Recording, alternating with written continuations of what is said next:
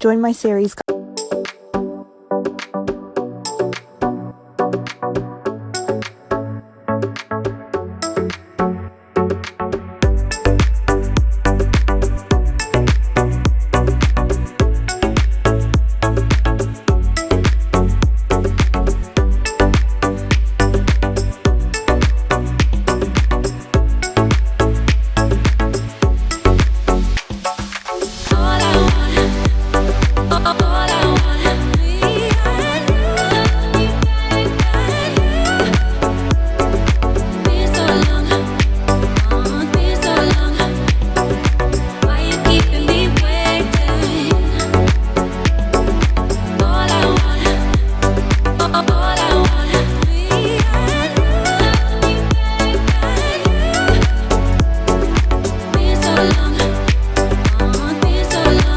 Of the jawline, and this is going to snatch the jawline. Now if you want a lifted look, apply blush on the tops of the cheekbones and also at the top of the forehead. Add some translucent powder to just blend in those lines, and then also add your bronzer to the areas that you contoured. With a buffing brush, add some bronzer to the eye, and there you go. Let me know what face shape you'd like me to do next.